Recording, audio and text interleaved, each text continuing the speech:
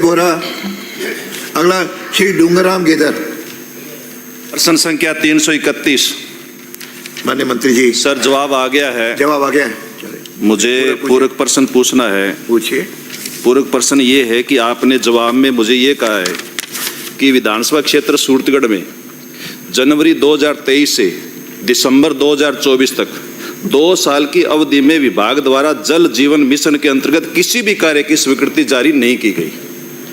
दूसरा, खंड 3 में आपने कहा है कि उक्त विधानसभा में माह जनवरी 2023 से दिसंबर 2024 तक जल जीवन मिशन योजना में किसी भी ढाणी को जल संबंध में नहीं किया गया।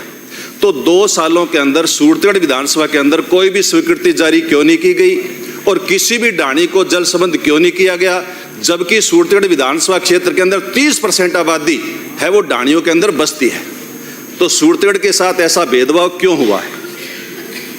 माननीय मंत्री जी। माननीय अध्यक्ष महोदय, सूरतगढ़ से आने वाले माननीय सदस्य को जो ये जानकारी दे रहे हैं, जल जीवन मिशन में जनवरी 2023 से दिसंबर 2024 इस अवधि में जल जीवन मिशन में सैंक्शन नहीं निकली। बाकी दूसरी योजनाओं के अंदर कुल 17 कार्यों की राशि रुपये 452.42 लाख की स्वीकृति जारी की गई है। स्वीकृति साहब मैं तो जल जीवन मिशन की पूछ रहा हूँ। जल जीवन मिशन के अंदर जो बाकी योजना जो रह रही थी, विधानसभा क्षेत्र सूरतगढ़ के कुल 481 आबाद ग्रामों एवं 50 चिन्हित ढाणियों में हो सकता है जनवरी 2023 से पहले सैंक्शन निकल गई पूरी। में बता रहा हूँ ना आपको, कोई बीच के अंदर कोई टेंडर कौन से विधानसभा क्षेत्र सूरतगढ़ के कुल 481 आबाद ग्रामों एवं 50 चिन्हित ढाणियों में से 413 ग्रामों को जल जीवन मिशन के अंतर्गत लाभान्वित किए जाने हेतु 98 लघु योजनाओं की स्वीकृतियां राज्य स्तरीय योजना स्वीकृति समिति SLSSC की विभिन्न बैठकों द्वारा जारी की गई है। इन स्वीकृति योजनाओं का मुख्य स्थायी जल स्रोत इंदिरा गांधी नहर प्रणाली व बागड़ा नहर प्रणाली पर आधारित है। कुल स्वीकृत 98 जल योजनाओं में 35 जल योजनाएं पूर्ण की जा चुकी है। सूरतगढ़ की बता रहे हैं ना? हाँ, सूरतगढ़ की बताओ। सूरतगढ़ की बता रहा हूँ। हाँ। मैं भी वो 61 जल योजनाओं का उत्तर आ जाए, फिर आपको एक प्रश्न और आप बोले ना। 61 जल योजनाओं का कार्य वर्तमान में प्रगति पर है। वह 2 जल योजनाओं की निविदा अनुमोदन के लिए सक्षम स्तर पर प्रक्रियाधीन है। शेष 68 ग्रामों में से 1 ग्राम प्रभात नगर स्थानीय निजी जल स्रोत विद्युत तापीय संयंत्र कॉलोनी सूरतगढ़ लाभान्वित है तथा 67 ग्रामों को जल जीवन मिशन के अद्यतन दिशा निर्देश के अनुसार लाभान्वित किया जाना तकनीकी रूप से फिजिबल नहीं है।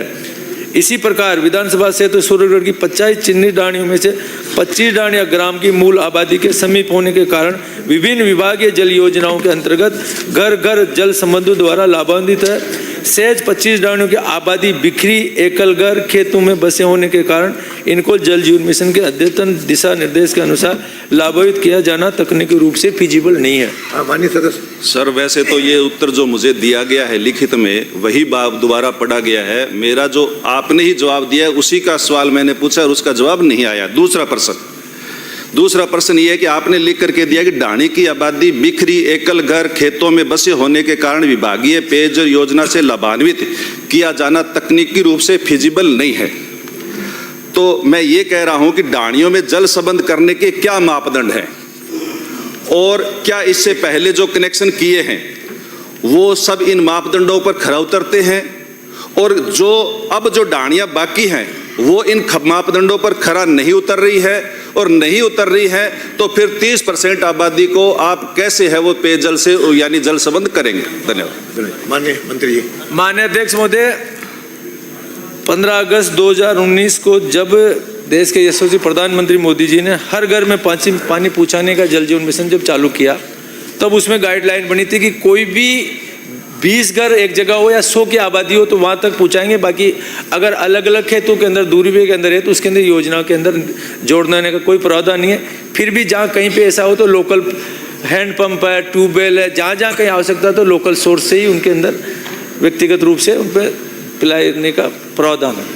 अगला प्रश्न है